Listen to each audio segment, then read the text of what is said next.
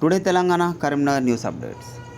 Parliament ఎన్నికల అనంతరం రాష్ట్ర ప్రభుత్వం కూలిపోతుందని బండి సంజయ్ చేసిన వ్యాఖ్యలపై పోలీస్ కమిషనర్కు ఫిర్యాదు చేసిన కాంగ్రెస్ నేతలు.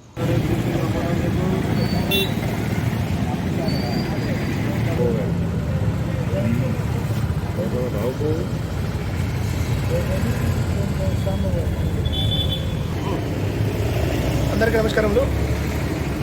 మొన్నటి రోజు 14వ తారీఖు 1/2024 రోజు మన కరీంనగర్ ఎంపీ బండి సంజయ్ గారు పత్రికా విలేకరుల సమావేశంలో ఒక విచ్చలవిడియైన మాట అనడం జరిగింది. ఇక్కడ జరుగుతున్న రేపు జరగబోయే పార్లమెంట్ ఎన్నికల తర్వాత ఇప్పుడున్న కాంగ్రెస్ పార్టీ ఖచ్చితంగా కూలబోతుంది అని ఒక మాట అనడం జరిగింది. అయితే అతను ఆ మాట అనడంటే ఖచ్చితంగా దాని వెనుక కొందరు దొంగలు లంగలు లపంగలు ఒక ఆలోచన చేస్తున్నట్టు విధానం. దానికి ఆయన దగ్గర ఉన్న బలమేంది, ఆయన ఆ రకంగా మాట్లాడవలసిన అవసరం ఎట్లుంది, ఆ కాంగ్రెస్ పార్టీ కూలిపోతుందని ఆయన కింద తెలియవస్తుంది.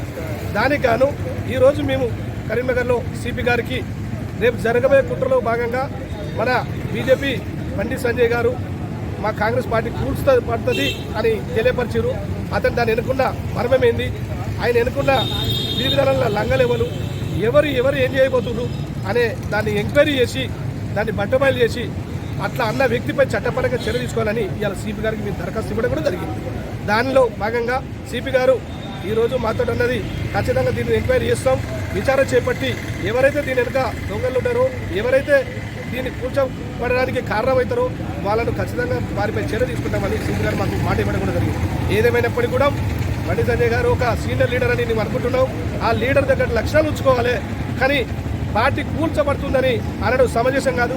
అటువంటి మాటలు ఇంకెప్పుడు కూడా వరాల్సిన అవసరం కూడా రావద్దు. అది మీ విద్యతకే ఇచ్చిపెడుతున్నా.